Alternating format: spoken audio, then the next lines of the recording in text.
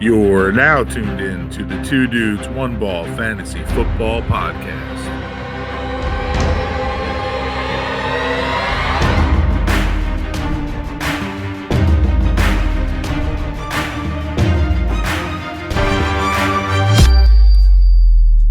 Welcome in, listeners, to another episode of Two Dudes, One Ball Fantasy Football Podcast. I am your host, Michael Eck, for the evening. Even though Ryan Green, you said you want to be it, but he's here alongside me, Ryan Green, and as always, Thomas Rochetti. We are missing Daniel Green here tonight, but his thoughts and prayers will be with us as we have an episode in store with you guys. We're doing running back rankings today. Biggest one, we're going to do top 12. We are considering Dan's picks and our consensus. Ryan, I know you said you really wanted to talk about this in the episode and you really wanted to be the host, so I'm going to let you take it away. So, everybody, Ryan. What's up, guys? It's Ryan. I don't really know what I'm taking away here. We're going to jump right into it. Yeah, I mean, anything, you want to, I know I quickly just go through the introduction just because I have like the timers and everything set up here, but breakdown, man. Yeah, I got some. Okay. So first I want to say subscribe, obviously, tell your friends. If your friends like fantasy, send them on the channel. Even if they subscribe and don't watch, dude, that helps us out. Do what you got to do to, be a part of this wonderful community we got here between our friend group. And also follow our socials. Meek, plug the socials. I don't have them in front of me. Yeah, it's at 2 Dudes 1 Ball FF on Instagram and at 2 Dudes 1 Ball on Twitter. It's linked in the description below in the video, and it'll always be linked on the screen. You can always find us. We're growing, man. We're growing slowly but steady. We are growing, so that's our goal. We're here to give you guys content. And we're getting closer to draft time, man. And this is a big episode for running back rankings for people that are going to be starting draft now. If you draft now, if you draft next week, you draft tomorrow, you draft a week from now. That's our goal, is to get you guys these rankings. All right, let's skip the bullshit here and let's start ranking. Alrighty, let's get into our running back. And this is, Ryan, I'll let you take it away though. But just make sure everybody's on the same page. This is PPR format. Is how our rankings are going. So you will see people that, maybe like Chubb is a little bit lower if you don't play PPR because he has to catch passes. Got the gist? Boom. All right, Ryan. I got it. All right, number 1, Christian McCaffrey. Not much to say about this guy. He's a stud. Last year, what did he play? I know, Mike, you made the devastating trade for him that cost you your season, but was it 3 games? 3 or 4? Yeah, my man. Regardless, it was 3 or 4, and he averaged 30 points a game on that. So, hopefully he, keeps getting that insane workload that we've been seeing these past couple of years, but maybe they dial it back. I know Chuba Hubbard, their rookie, he looked pretty good in the preseason game, so maybe they work him in slightly more. I still think he's a can't-miss player. His floor is maybe top 3, but his ceiling obviously is the number 1 by like 50 points. So he's no one to overthink about. If you're at the 101, you're going to take him, and that's all I got on him. Yeah, we all have him at 101 actually, which is kind of a no-brainer. Like you mentioned, I did trade for him. I traded a lot to get him, and I paired him with Derrick Henry last year, making a run for the playoffs, hoping that he would come back. I'd have the best running back and then the best fantasy player, and it just never came to form. And I always go to bed at night thinking, what would my team look like if I didn't make that trade? Josh Allen still would be on my team. I would still have David Montgomery. I still have Nick Chubb. Yeah, sad. All right. Go ahead, man. Who's 2? Tommy, take it away. Yeah, at 2 we got Dalvin Cook. He was last year. He was similar story to McCaffrey. Scored a lot of touchdowns. I think he averaged close to 24 fantasy points a game PPR leagues. So he's going to get that workload. He's got no one else in that backfield to compete with him. He's going to score you a lot of touchdowns. He's going to be efficient. We all have him at 2. Ryan has him at 3. But I think unless you're scared of some type of injury, which he hasn't been injured in the last 2 seasons, I'm not nervous on him at all. I think he's can't miss at number 2. Yeah. Nick, if you don't mind here, me jumping in. I have him at 3. The only thing I can potentially see going wrong for him again is obviously injury. I know it's a terrible way to look at it, but he's been going so good. And I had Cook last year in a couple of leagues, and every single time you watch him play, he seems to be banged up with something. He goes to the sideline, he runs over there, your heart stops for a second, and he's back out there. But last year, he was getting over 30 carries a game. Surprisingly, he underwhelmed with catches. I think he had 40 or 50-ish, which is 44. like obviously still a lot, but he's not getting those ridiculous catches like a guy like McCaffrey will, or the guy we'll talk about next. But I don't know. I just have a feeling that maybe some regression's coming for him. And yeah, who knows? I don't know. I still have him high, just not as high as you guys. Yeah, he scores more on the ground than he does in the air. Last year, he had 1 receiving touchdown, which is kind of surprising how much they use him. But they usually use him towards in between the 20s. They get inside the red zone. He's not really looked at as much. They try to run the ball in with him. So, but Dalvin Cook, 100 yards per game kind of guy. He'll easily top 3 running back in fantasy. All right, man. Who's you got? Am I taking number 3? Yeah, take number 3, buddy. All right, number 3 for us is gonna be Christian McCaffrey. Alvin Kamara. Ryan's got him at 2. I have him at 3. Tommy's got him at 5. And Dan, who again is not here, as you guys see, has him at 3. So he comes in at 3 for us. Just to start off, man, Kamara end the season last year in your fantasy championship. Most people play fantasy championship. He had 5 or 6 touchdowns in the game, which is ridiculous. 6 touchdowns in the game. He doesn't really get it out. He hasn't had 1,000-yard season rushing yards in his career, in his young career, but he is involved so much in the passing game. And yes, Drew Brees is there, but we didn't touch on preseason in this episode. But like that preseason game against the Ravens, Taysom Hill threw to his Kamara didn't play, but Taysom Hill targeted his running back 5 times, and then Jameis Winston targeted his running back 5 times. So they used the running backs. The running backs were leading the receiving targets and receptions in early on against the Ravens' first team defense. So that's positive things to see. As you can tell, Sean Payton still wants to script Kamara into his game script, or the running back that is, and whoever his quarterback is, feed him the ball. Especially with Michael Thomas going down, Kamara is going to be that whole offense. He has a chance to really strike gold this year. Yeah, the only thing I have. Go ahead, Tom. I'm sorry.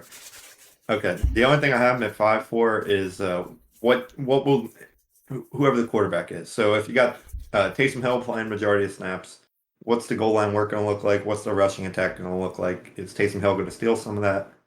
And then you got Jameis Winston. Jameis Winston's known to be like gunslinger, just close your eyes, let it eat downfield. Unless Jameis has changed, which it looked like in the preseason game, then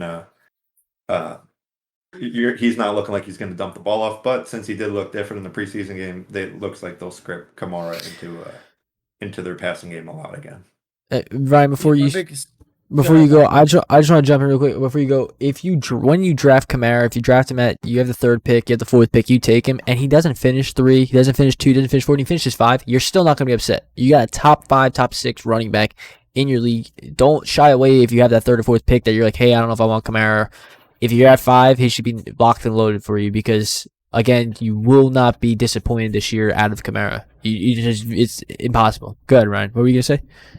No, I just think that they have no choice but to feed him the ball. He hasn't had less than 80 receptions his entire career. Literally since he was a rookie, he's been dominating the passing volume on that team, and that was with Michael Thomas for a majority of it. Obviously, last year we saw a sample size without it, and he was still getting it done. So he's going to catch a lot of passes. Again, this is PPR, so I'm super high on him. I think he can get up there in the 100 reception range, which is just nuts. And honestly, the only downside I see, Mike, is, as you kind of touched on here, was and Tommy, the quarterback play. If the quarterbacks aren't doing too well and they're not getting the same scoring opportunities for Kamara, then I could see a huge touchdown regression. But to me, that's worth the gamble because touchdowns are really hard to predict anyway. So why not take the guaranteed passing volume? Yeah, absolutely. I mean, yeah, me too. All right, Ryan, take away number 4. All right, number 4, we got Zeke. He comes in at 5 for me. Comes in at 4 for Meek, and he comes in at 3 for Tommy, and oh wow, he's all over the place here, and 6 for Dan. So we kind of got a little bit of a discrepancy here on Zeke. Regardless, he's ending up in our top 5. So yeah, Zeke's a guy attached to a dominant offense. Obviously, the Dak injury is something you got to keep an eye on. But other than that, I don't know if I necessarily believe all the hype that he lost a step and he hasn't been looking good these last couple of years. I mean, he's still a dominant running back, so getting so much volume. The team last year was decimated by injuries. Obviously, the offensive line took a huge hit. The quarterback play took a huge hit. So all of it was working against Zeke, and he still managed to get it done for you. It wasn't always pretty, but he still managed to do his job. So, Zeke's a guy I feel like you really can't miss. Again, another one of these safe guys, as most of these, top 6 or 7 running backs are. So, yeah, I really like Zeke, and I'm not shying away from him.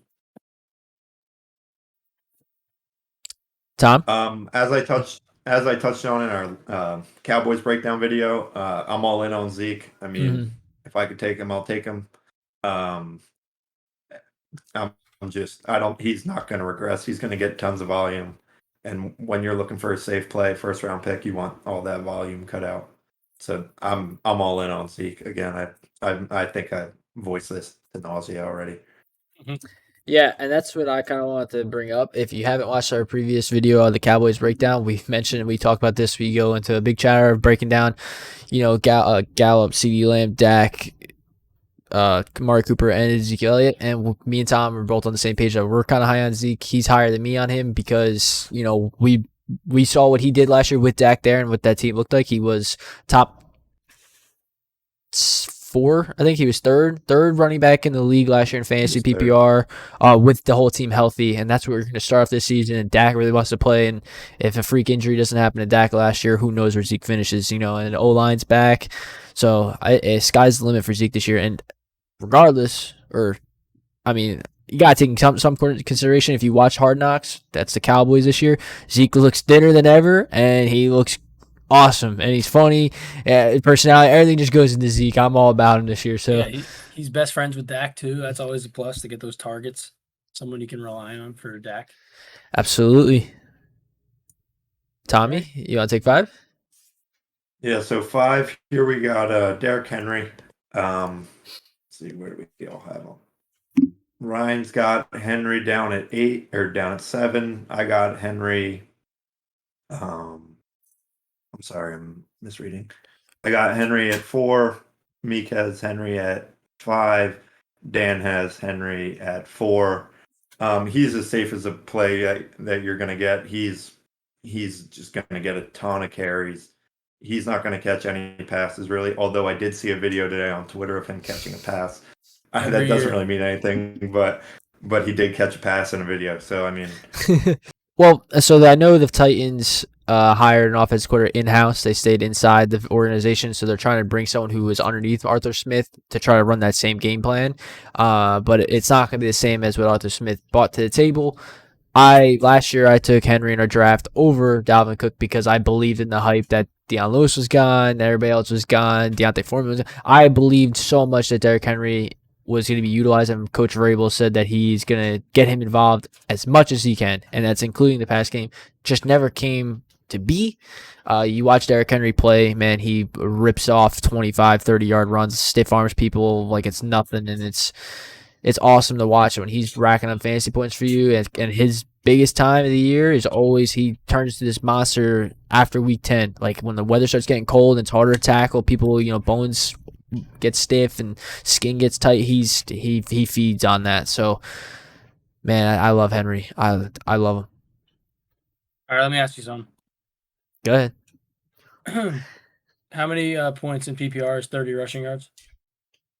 3. Great. 3 points. So imagine you get a guy who catches 3 balls for 0 yards. How many points is that? 3. That's why I'm down on him. That's literally all I have to say about him. That's why a lot of people are probably down on him. But compared to the people that are below him, I think he outrushes them more. Like he'll outrush them more than they will get combined receiving and rushing. So the only one that I might interchange with him is Barkley, because I think Barkley can do a lot on the ground just behind a really bad O-line. But like Eckler, Aaron Jones, Chubb, Taylor, I feel like those guys they don't have what he has on the ground game. Maybe Chubb is the closest to him on the ground game, but Chubb also doesn't catch passes. So that's why we're getting there. What? Yeah, but you also can't forget his touchdowns. He's going to score you a lot of touchdowns on the ground. He'll lead the league in touchdowns. And the addition of Julio Jones, I feel like, will stop defenses from stacking the box. There's so many times last year, 7 or 8 people would be on the D-line, and it's like, okay, Tannehill doesn't even call an audible. If he tries to throw the ball, it's one-on-one to A.J. Brown. It's a nice catch. Now this year, and they sell to the run. They want him to go one-on-one to A.J. Brown. This year, he can go one-on-one to A.J. Brown, or he's got Julio on the other side, as long as Julio stays healthy. So people are going to, be skeptical of that, and I'll give holes for Derrick Henry, hopefully. Yeah, this could backfire in my face. Hey, man. His floor is his ceiling, and I think he's stuck in kind of that intermediate top 5 to 7 range just because he doesn't catch passes. And God forbid he doesn't hit on all those touchdowns. I don't know. Yeah, absolutely. I mean, if he was involved in the pass game, there's no question why he doesn't challenge McCaffrey at 1. Like, if he got passes, if he got the workload even like Cook got last year, 40 catches, Exactly. holy hell, like he'd be number 1. So, but he's not going to get that done, and he's not going to get that, but he still gets the job done, and he'll still finish top 5 for you. So you might just cut his weeks that come with 6 points. The next week will be like 38. All right, next on the safety. That's what you get. yeah. Next on the list, coming in at 6 for us at consensus, Ryan has him at 4. I have him at 6.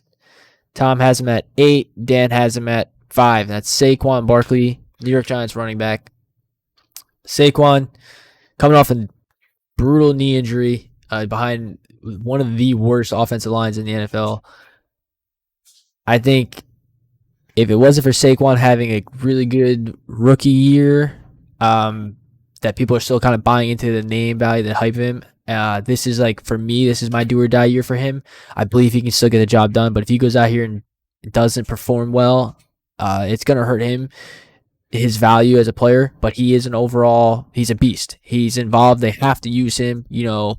That team, if they want to move the ball on offense, they have Kenny Galladay, they have Evan Ingram, they have Shepard, they have Darius Slayton, they have Kyle Rudolph, but like, to move the ball on the ground, it's going to be Daniel Jones, and then Saquon Barkley will take a load off Daniel Jones. So you're going to look to him in the flat and the dump offs for Daniel Jones, and hopefully Barkley can tear off some big runs too, because he is a monster and making people miss. And you guys, Ryan, I know you're a Giant fan. You're higher than him than any of us. So let's hear your thoughts. Listen, everyone's going to call me a homer here, especially when I take him in the draft. But listen, he's the best running back in the league. I don't care. You can try and argue with me, but he just is. No one has less to work with than him and has gotten it done. Obviously, it's a 1.5 year sample size, but I'm banking on the talent here. He's phenomenal. For as bad as everyone on the outside thinks our offensive line is, we have a lot of young talent who specify, or I shouldn't say specify, but their strengths are in the run game more than the passing game. So maybe Daniel Jones struggles and that passing game struggles, but they're going to move the ball through Saquon. He's going to catch passes. And like you said, Meek, he's bound to break a long run per game, just like a guy like Nick Chubb does. He always manages to rip a 40, 50-yarder off. So I'm just banking on the talent. And like you said, do or die year. It truly is. And I'm just going to bank that it's his due year. And he, continues to show why he is a phenomenal running back in this league. And, people are going to remember that dominant Saquon Barkley. So hopefully he's on my team doing it. Yeah, so the one reason I have Barkley down at 8 is just how bad the Giants team could be. I mean, they could not be a very good offense, or he could be that whole offense. And if he is that whole offense like he was 2 years ago, then he could be the number 1 overall running back fantasy. I don't think that's out of his possibility, but I just think for the top 5 pick where you see him going a lot, I just think that's kind of risky. And I mean, you could take your risk. You could take your risk if you like being risky, but I just think that coming off the ACL, they're probably going to ease him into it, especially with the Giants saying they're going to take that long-term approach. I mean, I don't know. That's why I drop him. That's the only reason. He's still very good. Athletic freak. You've seen it all.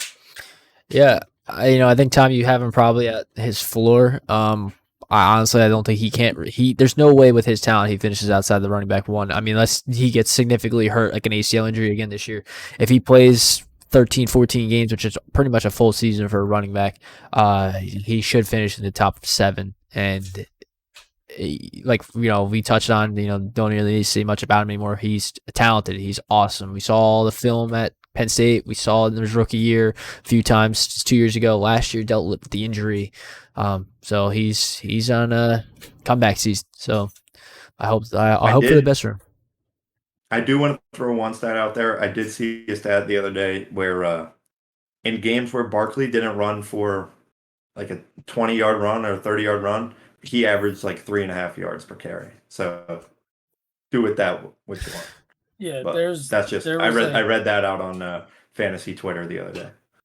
Yeah, there was another thing. It showed like maybe 6 out of like his 12, some weird stat. I forget exactly what it was, so forgive me, but it showed like his rushing finishes were like 6 carries, 9 yards, and then it was like 12 carries, like 23 yards. So he's gonna have those floor rushing games just because of that offensive line if it doesn't improve, obviously.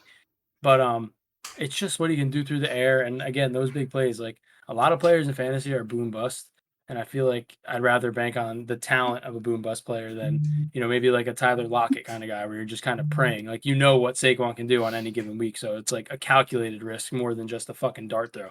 Forgive my language. And also another thing, just want to give some advice because he is falling in drafts right now. You can get him in like the back half of the first round. Obviously, in our league, I'm a homer, so I'll take him. But if you're picking at that like 8-9 spot and he's there, that's a spot where I am completely comfortable, regardless of the risk, to take him. And with his injury that's going on out of the Giants camp, it is pretty. It's staying pretty quiet. They're not letting much leak, and Saquon's obviously been trained for the media to kind of downplay it and say, "Oh, I'm not going to rush back," blah blah blah. But I think it's all just smoke and mirrors. He's already back at practice. He's wearing the red no contact jersey, but that's a great sign. And if he gets in some action, maybe like a series in preseason, then I think he's locked and loaded to get back to his full workload for week 1. Yeah, I mean, well said. Sorry, that was a tangent. No, well said. I mean, we covered a lot on Barkley here, and I just want to touch on the draft thing too. There's questions because we know our order. We're all in the same league, and I'm at 7.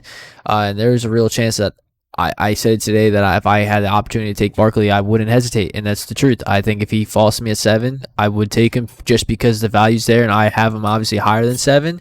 If he pans out, I have an asset I can trade if I don't really want him anymore. It's if I didn't have if he falls that late for you guys in your draft at 8, 9, 10 somehow, or 7, take him and do the same thing. If he hits and you didn't plan for him to be there, you can still trade him for that guy who was in the 4th who maybe got the guy you wanted, and you can probably do the swap, but you can have leverage and do the 2 for 1 and give him a lesser guy. So that's something you can work with. All right, Ryan, let's go to 7, man. Barkley, he got enough of us. All right, number 7. I feel like this would be more fitting for Tom to talk about, but I'll start it off here quick and easy. It's Austin Eckler again. We talk about how valuable targets and receptions are. Obviously, it's PPR, and Eckler is that to a T. He's a pass-catching running back. I think that, if you have Eckler and you're watching throughout the season, you're going to see guys like Joshua Kelly. You're going to see, what's that other guy's name? Justin Jackson. Larry Roundtree. Roundtree, baby. Sure. He looked good as hell in preseason. He did. You're going to see all these guys getting some work on the early downs, but it's going to be Eckler that's catching passes, and they got a good offense. They got a great quarterback, great young quarterback. So I just think that the ceiling is through the roof with Eckler. I do see the number 1 overall finish in Eckler's range of outcomes if he can stay healthy. I also see, a 17 to 20 range in his floor if it doesn't go his way, if the offense is less productive, if he does get banged up, because he is another one that's always dealing with some sort of injury. But I think, again, he's very talented. He's going to catch passes, and that's extremely valuable. Yeah, Eckler's his range of possibilities really all over the place because he could catch over 100 passes, and he could score 6, 7 touchdowns, and he would be one of the best running backs in fantasy. And he's got that upside. They've shown it. I mean, they've improved their offensive line. They drafted Slater, steal of a pick in the draft. They signed Corey Linsley. I did see one thing. This I love this. He totally embraces the whole fantasy football like draft me thing. He said out there the other day that with their new offensive coordinator that he said something to the effect of Alvin Kamara. That's his role in this offense. So I mean, I love Eckler. I mean, I love him. So I don't know. I'm high on him. Yeah, Tom, I completely agree with you, man. I love that he embraces that role, that he likes to be a fantasy guy, and I am all on board. Usually teams you see have a good running back 1 year, and when they improve the O-line, it's only positive regression for them the following year. And not, I shouldn't say regressions, but positive impacts them in the following year. They went out and they made it a key focus to get that O-line to, 1, protect Herbert, and 2, to give Eckler more opportunity on the ground game because he did not score a lot of rushing touchdowns when he played last year. That was a big key takeaway from his season. Even when Kalen Ballage, Joshua Kelly, and Justin Jackson took over for him, they couldn't get anything going with the ground game because of how bad their O-line was. Justin Herbert is a fantastic young quarterback who targets he knows how to check it down, and Eckler's phenomenal at that. Probably one of the best talented pass catching backs that we've mentioned so far, besides outside of, I would say, Kamara, and then maybe McCaffrey. If everything hits and everything falls in line for Eckler, there's a real possibility he can finish top 3. And I that's why I'm high on him this year as well. I just think the script is there for him. It's just a matter of, can he stay healthy? We haven't seen him play since he's took over that role. He hasn't played more than 7 games a year, so 8 games a year. So hopefully he can do that and be a complete asset for your team. Yeah, one thing that does help him though is Anthony Lynn's gone, and he was big into that whole 2 running back thing. You have your goal line back, have your short yardage back. So I mean, without him, I anticipate seeing a change for the better in that offense. And that's a good point, because I also want to bring it up. Now you mentioned the coach, his offensive coordinator coach, or maybe it's the head coach now, was involved with the Saints bringing up Kamara. Coordinator. He was, yes, he worked with Kamara as the running back coach or assistant in New Orleans, got Kamara up to speed. And what's Kamara do? Catches passes. He's a freak. He's elusive. Now, I don't think Eckler is that elusive, but he can catch passes, and he can utilize Eckler just like he utilized Kamara, or run a game script through him like that. So things are there, man. Signs are there to tell you Eckler's got everything lined up to be phenomenal. So, all right, that's 7. Or 8, sorry, 7 was Eckler. Tom, you want to do 8? He's one of your guys. 8, we have Aaron Jones, another one of my guys. He is one of my favorite running backs, but he's so up and down. I mean, when he had Jamal Williams was such a pest in his side, but that's a different rant for a different day. But Aaron Jones, I have him at 6, which is a little bit higher. Last 3 years, he was top 8 running back. Last 2 years, he was top 4. So, I mean, he's getting the efficiency there. He's scoring some touchdowns. The only thing I worry about Aaron Jones is, without Jamal Williams, what's A.J. Dillon's role going to be? Is A.J. Dillon going to score more touchdowns? Is he going to be a goal line back, short yardage back? But I don't know. Aaron Jones, he's real good. So, I'm not fearing too much with him.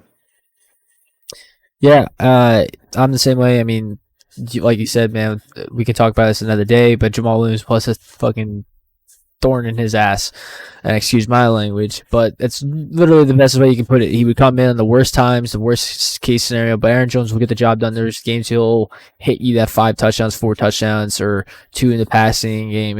He's utilized. He just got paid, so he's gonna be able to be involved in that offense, and Rodgers is gonna look to him. They did lose the middle line. No big deal, though, because Rodgers is still the MVP, and Rodgers will be able to get the job done through the air, regardless to Aaron Jones. There's a reason why he got paid, too. They like him there in Green Bay. So I think we have him here at 8 is perfect for him. Let me jump in real quick, Ryan, before you say something. You did see a dip, though, in touchdowns and in targets with Aaron Jones when Davante Adams was fully healthy. But what I did read was Aaron Rodgers was all in last year, saying he was trying to win the MVP, trying to throw for the most yards, trying to score more touchdowns through the air. So he was trying, I guess, stat pad. You could say he was audibling to try to help him look better. But I think Davante Adams' touchdown stats are going to regress. I mean, they have to regress. If he does that again, he's going to be the best wide receiver ever. But I mean, if his touchdowns regress, I only see them going Aaron Jones' way. So that's just one thing I wanted to input real quick. Yeah, no, I don't really have much to say. I'm really high on Aaron Jones. I have him right behind Henry. Yeah, I think, again, he's another one of those guys with immense upside and a pretty safe floor. I like the offense he's paired to. I mean, they did bring in Randall Cobb, but I don't see him being much of a threat. I mean, it's really just Adams and Aaron Jones is the lead guys on that offense. And, again, with Jamal Williams leaving, I think people underestimate how kind of big that is. I don't know if, A.J. Dillon's going to be able to step up and take on a prominent role. I think we can see more production through the air for Jones and more snaps for him. And he's a really good running back tied to a great offense, great quarterback. So I think I like him a lot. Yeah, and Randall Cobb was probably bought in just to be the second wide receiver option instead of being Allen Lazard or Marquez Valdez-Scantling. That one we'll touch on probably when we do tight end or wide receiver rankings, but it probably hurts Tanyan more. But yeah, let's go to number 9 on here, and that's Nick Chubb. We all have him at 9 except for Danny, who's got him at 8. He's gonna fall here at 9, and Nick Chubb, it's just phenomenal. Probably one of the best ball carries in the NFL right now. He's easily the best. I think best ball vision. Like his eyesight when he runs the ball, he always sees the hole and makes the cutback. He gets there. But his problem in a PPR league, why he's this low, is because he does not catch passes. However, the upside for him though is that he's on a run-first offense. Kevin Stefanski loves to run the ball, utilizes both his running backs. The O-line is the best O-line probably. I think it's probably the second best. I think PFF has him at the best O-line in the NFL. And he easily scores touchdowns, easily rips away 30 yards once a game, twice a game. And he makes good defensive lines like Pittsburgh Steelers look bad. And he embarrasses teams. He is great to watch run the ball. The only thing I can really pray for, and we can pray for as PPR managers, is that he gets involved in the passing game. But again, he's kind of like a Henry that probably won't happen, especially if Kareem Hunt there as the pass catcher. So Nick Chubb is going to get you everything you want on the ground game. Yeah, I like Nick Chubb. Again, like you said, there's not much more I can add to that. He doesn't catch passes. Kareem Hunt's right behind him, and it's really annoying to watch him be on the goal line. And for some reason, Kareem Hunt's in. They ran hurry up or something, and that's the only kind of takeaway with Chubb. Chubb could be, if Chubb was by himself, he'd be in that top 5 conversation easily. there, right, with Derrick Henry. But Easily. he's not. So that's just the sad reality of Nick Chubb and his fantasy value. But again, he's a safe guy. You're kind of playing the floor with him. He's going to get his touches. It's run first, like you said, and you're going to get touchdowns. So again, I love Nick Chubb. He's a great player. He's a great, character on the field. You can tell he's like a good guy, and just someone you want to root for. He's real quiet, does his thing, and he literally puts his head down and runs, and he looks fucking great doing it. So yeah, I like Chubb. I think he's got a little chip on his shoulder this year. He was going for the rushing title because he lost it 2 years ago to Henry. I think he was going for it last year, and he got hurt week 4 against the Cowboys with the MCL injury. So I think he wants to come back and really. I think he's a guy who can get the rushing title this year because he's got the best O-line. So, Tommy? Yeah, I don't have much to say. I don't know. I was just gonna move on. You guys said it. He's nothing flashy. He'll break you off some runs. Not gonna catch a lot of passes. He'll score touchdowns. That's really it. He's safe play. All right, Ryan, take away number 10. We have the last 3 here. All right, 10, Jonathan Taylor. Anonymously at 10 for 3 out of 4 of us, and I guess so not anonymously, but Daniel's a little bit higher on him. I like Taylor. I really do. I think he was probably the best running back prospect in last year's draft. I don't know if I'm super confident in what they got going on in that running back room. Nyheim Hines is going to get his work on third downs. Marlon Mack came back in preseason. I know it's preseason, but he didn't look half bad coming off an Achilles, so they have a spot for him. He's only 25 years old, so it might just be something that in Dynasty, yeah, Taylor's going to be great down the road, but this year it might just be a little more annoying than we are giving it credit for. I don't know. I don't want to say I'm avoiding him, but I don't see the ceiling for him. Yeah, I good. agree. That's the one thing that separates him from these other guys is he does not have that. I don't think he has that top 5 ceiling when he's not going to be catching passes with Hines. He's going to be scoring touchdowns. I'd imagine he's the goal line back there. But another thing that I did notice last year was a lot of his big games at the end of the year were against like really bad teams. Like he had Houston twice. He had 2 other bottom 5 run. The Raiders. He's going to play Houston. Raiders. He's playing Houston again this year, so he'll feast in those games. But you just got to look at his body of work last year and just compare it to what it could be this year. Yeah, he kind of had the same sort of schedule that Dave Montgomery had last year towards the end of the season. A really easy schedule, really easy games, and it made him blow up and you just become someone that finished in the top 7 because of that easy matchup. I think he did finish in top 7, right? Yeah, he finished sixth. He was Sixth. 5 or something. He finished 6th overall, so that really did help him. I just, like Ryan mentioned, Naheem Hines is back, Marlon Mack is there, coming back. Jordan Wilkins is always going to be a thorn there too, and Phillip Rivers to me is the biggest loss. Phillip Rivers dumps it off more than any quarterback in the NFL, and he's not there. It's now Carson Wentz, and I feel like Carson Wentz is the kind of guy we saw in Philadelphia who, instead of dumping it down, likes to force the ball and try to make something out of nothing, and it hurt him a lot in the last few years with the Philadelphia Eagles. So I think Frank Reich is going to try to change that to where he can dump it off to Jonathan Taylor more, which would be the best case scenario. But like Ryan, like you said, I completely agree. I can't say it better. It's hard to see his ceiling. It's hard to see those games where he can be in the top 5 because of all the little things that seem to be going wrong for him this offseason. And it's not like it's him. It's, the O-line got hurt. They lost a guy. Carson Wentz got hurt. Marlon Mack is back. It's just Phillip Rivers retires. Carson Wentz is there. It's all these little things that he can't control is preventing his ceiling. And that's what sucks. But outside of that, he is probably one of the top prospects in the NFL. And once this job is his completely, maybe then we'll talk about him in the top 5. But until then, we have to sit back and watch. God bless you, Mike. Tom, you want to take 11? Yeah, 11 we got Joe Mixon here, and he's an interesting one. He definitely has a lot of work cut out for him. I mean, his backup running back is Samaje Perine, is that correct? And Chris he's Evans, not going to take anything from him. Yeah, Chris Evans. I mean, like, they're not going to take a lot away from him. So a lot of people don't like Joe Mixon because last year when he got hurt, the coaches refused to put him on the IR, like put him out for an extended period of time. So everyone held on to him. But I mean, it's Joe Mixon. So he's going to get you a lot of work. He's going to catch passes.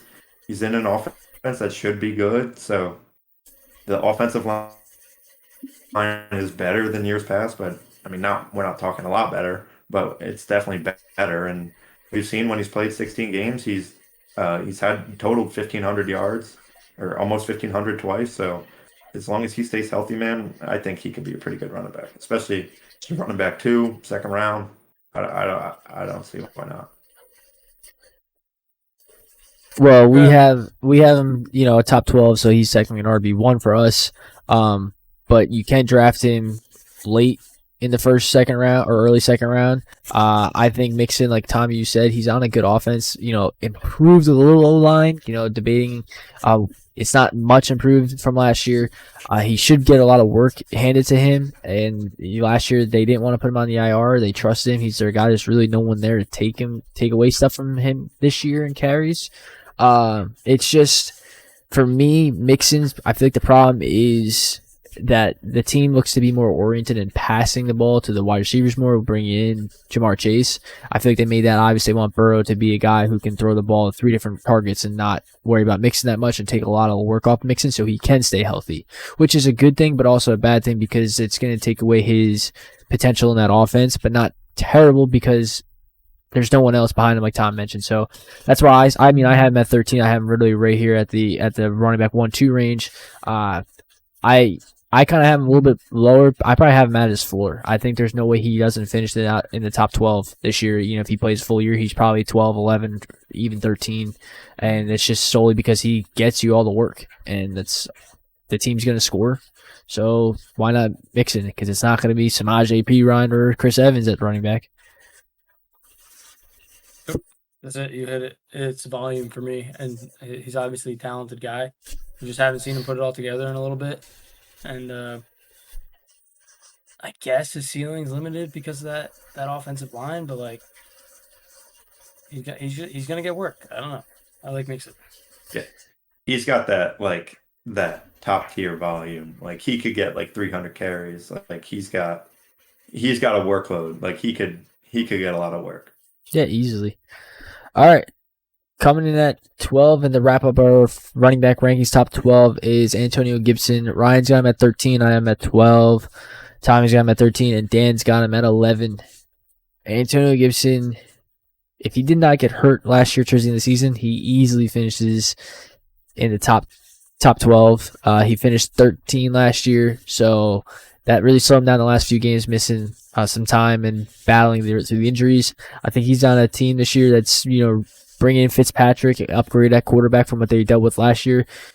The script is all there for him as well. I know we touched on that for like Austin Eckler, but Gibson, man, I mean, Ron Rivera had McCaffrey and Kyle Allen. There was Kyle Allen even said today that he sees a lot of the stuff that they used when he was with Carolina to make McCaffrey. They see them doing that with Gibson, or they want Gibson to do the same sort of role, which if that happens, Gibson smash top 7, top 5 running back, top 8 running back. He just at this moment, he already is involved in early down passing work and the early down running work. My problem with him, why I don't have him higher than 12, is because he's not involved in third down. It was a problem last year. J.D. McKissic got a lot of work on the third down, catching the ball, and we saw that early on in preseason game 1 as well. He was not involved at any third down snaps. So this is just something to watch and keep an eye on, because if that's the case, then he is going to be limited at probably 10, 11, 12, 13. Tom, you want to go or me? You can take it. Yeah, I don't see McKissic losing his third down role. He did really well for them last year. I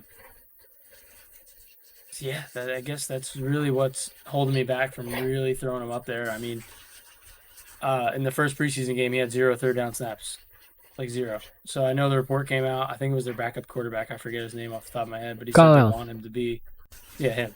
They want him to be that McCaffrey guy. I don't know. I don't know if I buy it. I mean, last year they were comparing him to McCaffrey too, and we still saw him barely get any third down work. So I mean, listen, if the next preseason game comes around, or week 1 he comes out and you see him getting more third down action, and McKissic gets pushed to the side, then you struck gold. And if not, then you're just getting the great player that Gibson is with the limited ceiling. So again, we agree, Meek.